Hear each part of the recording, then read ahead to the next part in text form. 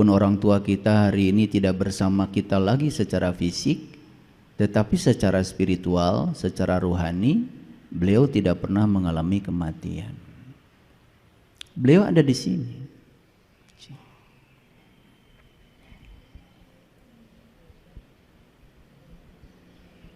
Menghembuskan napas terakhir ke sini. Bedanya apa yang sudah mati dengan kita? Bedanya yang sudah mati itu ketika menghembuskan napas ke sini, napas enggak diizinkan lagi ke sini. Itu aja. Dan kita yang masih hidup ini, ketika kita menghembuskan napas ke sini, nafas itu cerdas. Karena masih ada tugas yang harus diselesaikan, dan tubuh ini masih layak pakai untuk digunakan sebagai kendaraan, maka nafas ke sini balik lagi, memberikan pinjaman kehidupan lagi kepada kita. Jadi sebetulnya kita ini sekarang sudah mengalami hidup mati. Karena nafas itu masuk berarti hidup, keluar berarti mati, masuk lagi hidup, keluar mati. Jadi lampu yang ada di masjid ini tidak hidup terus. Ini hidup mati. Karena di PLN itu pembangkit listriknya itu adalah pembangkit listrik arus bolak-balik.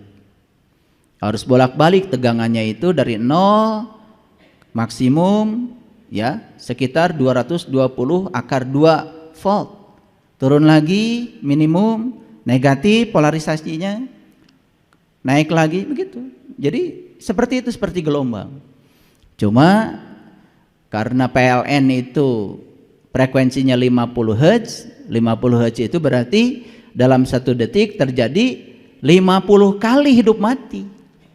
Mata kita tidak sanggup lagi untuk mendeteksi 50 kali hidup mati, lalu kita mengatakan seakan-akan lampu ini hidup terus. Karena kita tidak punya knowledge. Saya kalau ngasih ujian sama mahasiswa yang sederhana saja. Apakah lampu di rumah Anda itu hidup mati atau hidup terus? Udah itu aja soalnya. 5 jam ujiannya. Udah, kalau dia bisa menguraikan terus sampai bagaimana prinsip kerja generator listrik, bagaimana generator menghasilkan GGL induksi, bagaimana kumparan berputar dalam medan magnet sehingga timbul yang namanya arus listrik. Apa bedanya arus listrik AC dengan DC? Diuraikan tuh. Kalau mahasiswa cerdas keluar tuh rumus-rumusnya. Dari satu pertanyaan itu dia bisa menjelaskan secara detail. Itu namanya orang berilmu. Makanya orang berilmu tuh sudut pandangnya luas. Makanya alam semesta itu disebut universe. Uni itu artinya kumpulan, versi itu sudut pandang. Universe berarti kumpulan sudut pandang. Lahirlah berbagai macam ilmu, matematika, fisika, kimia, biologi, kosmologi, astrofisika, astronomi, geofisika, biologi, macam-macam. Berbagai macam ilmu kedokteran, gak ada habis-habisnya. Semua ilmu itu sudut pandang. Yang dipandang sama, objeknya alam yang sama, yaitu alam semesta ini dengan segala isinya. Objeknya semuanya sama, sudut pandangnya berbeda. Ada yang namanya sosiologi, ada namanya psikologi, ada namanya antropologi, macam-macam banyak ilmu. Semakin banyak sudut pandang kita, semakin luas kita memandang. Seperti kita naik gunung, maka semakin bijaksana seseorang. Yang masih gampang menyerang orang lain, ketika orang lain berbeda dengan dirinya dianggap salah, dihakimi, bahkan mengeluarkan kata-kata yang tidak senonoh, tapi ingin dianggap orang terhormat. Itu ciri sebenarnya ilmunya nggak kemana-mana. Makanya satu-satunya orang yang tidak bisa ditolong di semesta ini adalah orang yang tidak tahu, tetapi dia tidak tahu bahwa dia tidak tahu. Tetapi karena masyarakat menganggap dia seakan-akan sebagai orang yang tahu, Lalu dia memposisikan diri seakan-akan sebagai sumber pengetahuan. Maka si ngasih fatwa ini, fatwa itu pada orang lain. Kayak Tuhan aja. Udah jelas di Quran dikatakan, sesungguhnya hanya Tuhanmu yang tahu siapa yang tersesat di jalannya dan siapa yang mendapatkan petunjuk. Inna rabbaka huwa a'lamu biman dola an sabilihi wa huwa a'lamu bil muhtadin. Hanya Allah yang tahu. Lah kamu ini yang ilmunya cuma sedikit, pencitraan saja.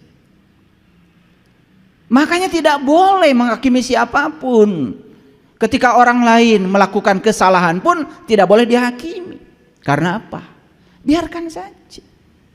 Karena kesalahan yang dia lakukan akan mengajarkan risiko dari kesalahannya. Risiko itu pelajaran yang akan datang pada dia. Ketika dia diajarkan oleh risikonya, dia akan berubah dengan sendirinya. Dan ketika berubah dengan sendirinya, bukan paksaan dari orang, itu lebih bagus. Makanya bisa jadi kebenaran itu dilahirkan oleh kesalahan. Yang repot itu ketika kita usil, ya. Makanya amalkan wiridan dari saya. Jangan usil, jangan komentar, maafkan, biarkan. Itu aja. Jangan usil, jangan komentar, maafkan, biarkan. Itu aja. Coba damai. Oleh karena itu mari kita bersyukur hari ini kita diberi kesempatan kembali untuk memotret diri kita, melihat sesungguhnya diri kita secara jujur, sejujur-jujurnya, dan semoga keluar dari ruangan ini kita bisa mengalami perubahan kesadaran. Yang paling tahu diri kita adalah diri kita sendiri. Oleh karena itu kita berikan penghormatan yang setinggi-tingginya kepada Dia Sang Hidup yang masih memberikan kesempatan kepada kita untuk hidup. Kita puji Allah membaca hamdalah. Alhamdulillahirabbil alamin. Mari kita sapa asma Allah dengan kelembutan dan cinta. Semoga Allah membukakan pintu kecerdasan kita, memampukan kita untuk melaksanakan semua ilmu yang kita serap hari ini dalam kehidupan kita. Kita bacakan basmalah. Bismillahirrahmanirrahim.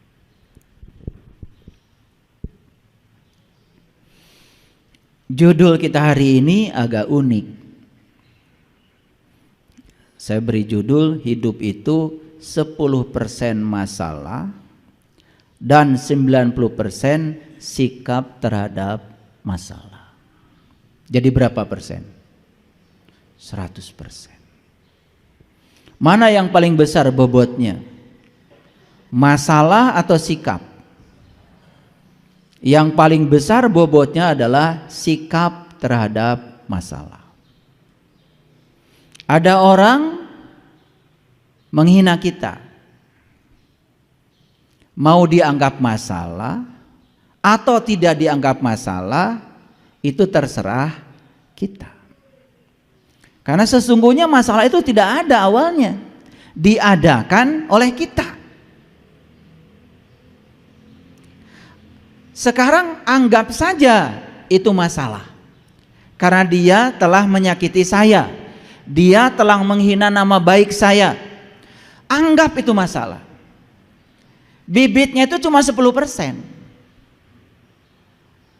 Tapi begitu kita lapor ke polisi, pencemaran nama baik, meluangkan waktu, harus di BAP, perlu pengacara,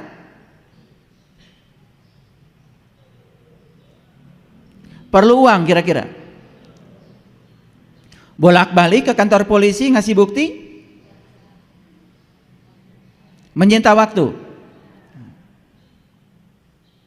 bakal sidang di pengadilan, ketemu jaksa kira-kira, ketemu hakim, berapa kali sidangnya?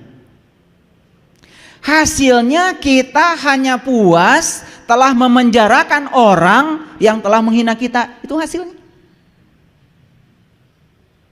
Betul nggak omongan saya? Sebetulnya bibitnya itu cuma 10% saja.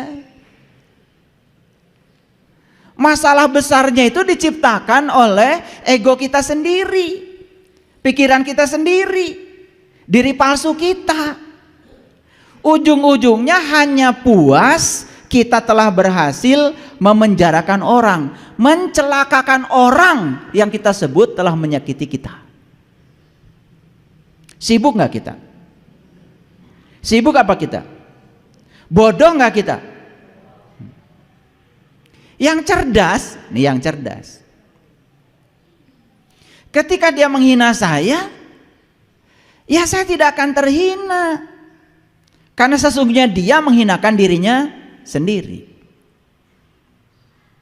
Kalau saya tidak mengizinkan diri saya terhina, ya saya tidak akan terhina. Saya juga tidak sakit hati kok.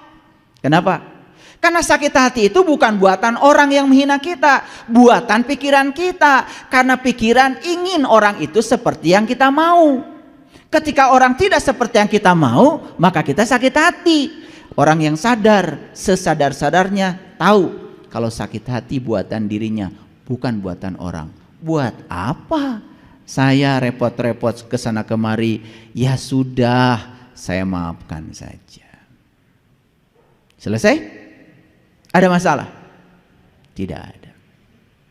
Jujur ya, jujur nih, wajah-wajah sibuk semua nih kelihatan. Ini wajah-wajah 90% ini. Ini wajah-wajah 90%. Wajah-wajah ruwet.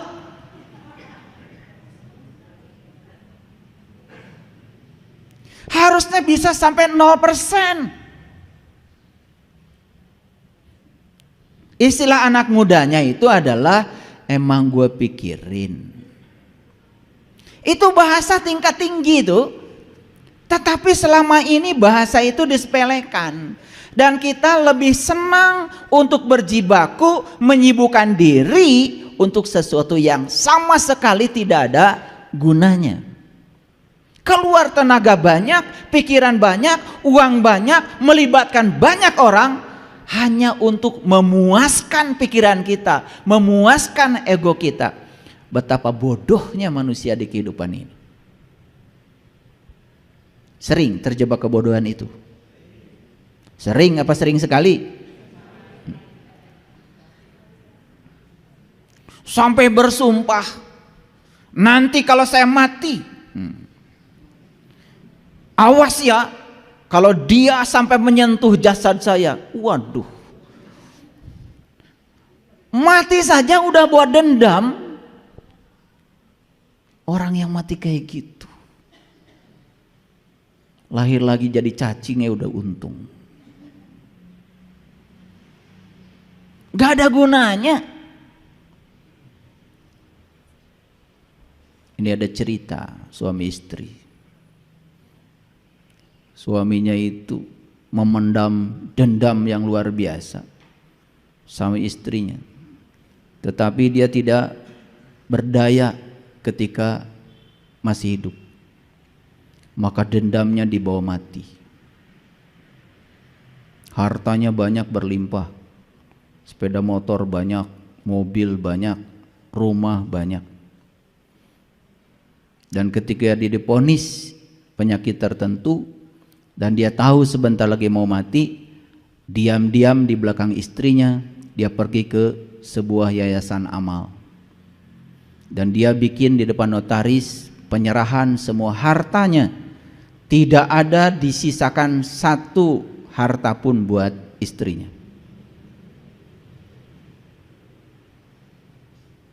Gitu. Jadi begitu dia mati, beneran nih matinya. Istrinya itu pura-pura menangis Bombay. Padahal itu yang diharapkan. Apa yang dilakukan istrinya? Langsung buru-buru ke tempat pembuatan batu nisan. beli batu nisan yang paling mahal, marmernya dari luar negeri, diukir tulisannya, istirahatlah dengan damai.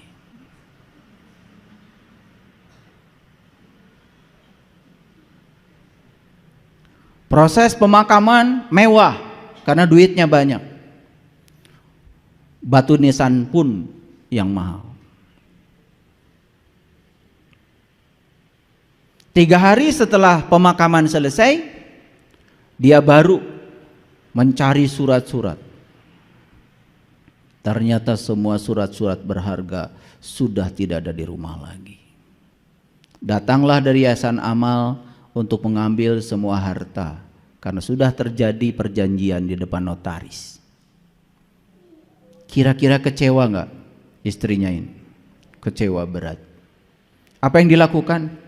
Pergi ke tukang batu nisan lagi. Mas, maaf kemarin ada yang tertinggal. Apa? Tulisannya kurang lengkap. Bu, selama saya jadi tukang batu nisan, tulisannya sudah sempurna, Bu. Istirahatlah dengan damai. Belum. Tambahkan sedikit lagi. Sampai aku datang. Lengkap ya tulisannya. Istirahat dengan damai sampai aku datang. Ini dua-duanya memendam dendam. Yang suami memendam dendam sampai dibawa mati, yang istri pun nanti tunggu tanggal mainnya. Gitu. Jadi ingin memuaskan dendam ketika mati karena harta sudah dipindah tangankan di Yayasan Amal. Luar biasa. Ini mati model apa kayak gini? Sama sekali tidak memenuhi ayat la tamutuna illa wa antum muslimun. Janganlah kau mati kecuali sudah menjadi orang yang pasrah total kepada Allah, masih menolak kenyataan hidup. Ini kenapa? Ini kira-kira tipe suami istri 10% atau 90%? Seperti siapa? Seperti siapa? Tuh yang ketawanya paling kenceng itu. Ngaji harus begitu, harus tertawa kenceng, mentertawakan diri sendiri. Jangan-jangan saya masih tipe 90%. Apapun jadi masalah. Orang yang tipe 90% ini apapun jadi masalah. Orang baik saja masalah bagi dia. Apalagi orang yang buruk. Coba. Kesulitan udah jelas jadi masalah, tidak jadi peluang. Apalagi ya peluang saja jadi masalah, apalagi kesulitan bagi dia. Orang yang kayak gini peluang saja masalah bagi dia, apalagi kesulitan. Jadi tidak ada di kehidupannya itu yang baik. Semua sudut pandangnya dalam otaknya dia itu buruk semua. Kenapa bisa begitu? Satu, karena dia mengizinkan pikirannya selalu buruk. Yang kedua, dia juga terdidik di tempat yang buruk. Karena ketika kita bayi, kita ini punya yang namanya mirror neuron, cermin saraf. Jadi semua yang kita saksikan itu akan tercerminkan di alam bawah sadar otak kita. Dan itu akan nampak suatu saat pada saat kita dewasa. Itu yang disebut dengan long term memory. Dan itu harus disembuhkan. Sangat berbahaya. Nah, kenapa saya berbicara ini? Ini penting. Ini penting. Karena kadang-kadang kita ini kalau tidak disadarkan gak sadar-sadar. Karena selama ini kadang-kadang menganggap, wah kurang apa ibadah saya, kurang apa doa saya. Wah semua doa apal. Semua doa untuk mengatur Allah supaya Allah takluk dan taat pada keinginan kita, apal semua. Dan ketika Allah takluk pada keinginan kita, bangga kita mengatakan, Allah mengabulkan doa saya. Padahal sebenarnya di balik kata-kata itu sedang ingin memamerkan pada orang, lihat Allah saja sama saya nurut gitu sebetulnya. Lalu Allah bingung, yang Tuhan lu apa gua, kata Allah. Ya kan? Karena kita diajarkan dari kecil begitu. Terus ya diajarkan ngatur-ngatur Allah supaya Allah itu takluk dan taat sama keinginan kita. Kapan kita mau berserah diri kepada Allah? Ngakunya sih muslim. Padahal muslim itu gelar tertinggi yang diberikan Allah untuk mereka yang sudah pasrah total kepada Allah. Maka saya tidak suka dengan istilah muslim non muslim karena perbedaan keyakinan. Bagi saya, muslim non muslim adalah soal akhlak, bukan soal keyakinan. Maaf, bisa jadi orang itu keyakinannya berbeda dengan saya, tapi dia sangat pasrah dalam kehidupannya kepada Allah. Bagi saya, no problem. Bagi saya dia adalah muslim. Bagi saya ya, boleh berbeda. Karena selama ini kan muslim non muslim berdasarkan atributnya. Lebih mementingkan atributnya, bukan? Bukan akhlaknya. Bukan perilakunya, bukan karakternya, bukan sifatnya. Saya banyak sekali punya sahabat yang keyakinannya berbeda dengan saya, tapi dalam hidupnya sudah penuh dengan kebahagiaan karena sudah bisa menerima semua hal yang tidak diinginkan dalam hidupnya. Bahkan dia bisa merayakan semua hal yang tidak diinginkan seperti dia menerima hal yang dia inginkan. Itu muslim itu. Cirinya apa? Wajahnya itu bersinar, ringan kalau bicara. Iya. Beda kan kalau orang yang berat, punya uang 100 juta dipinjemin 100.000 saja. Oh, saya baru kemarin beli tanah 100 juta. Sombongnya tetap aja, minjemin kagak. Karena baru beli tanah 100 juta. Padahal pinjamnya cuma 100.000. Giliran dipinjamkan 100.000, waluh, 3 hari janji nggak ngasih. Udah ditelepon 2 hari sebelum janji itu tiba. Pusing nggak orang kayak gitu? Kira-kira tipe 10% atau 90% macam kayak gini?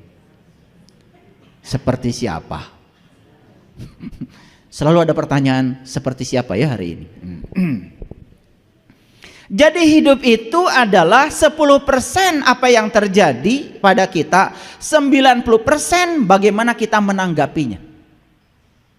Jadi sebetulnya 10% itu apa yang terjadi, tetapi 90% kita menanggapinya. Itu yang membuat kita menjadi sangat sibuk dengan kehidupan ini. Terasa? Kalau belum terasa, sabar, kita akan masuk situ.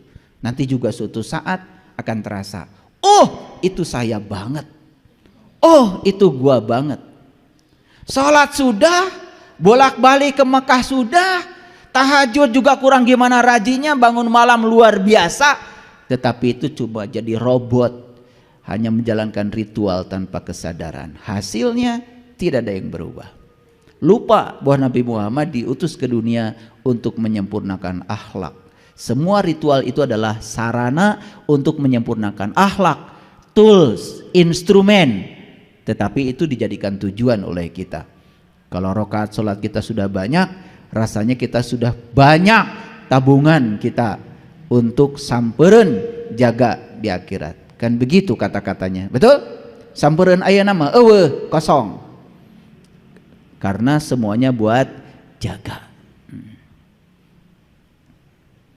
Itulah kadang-kadang kita suka bodoh, terus aja membawa diri kita oleh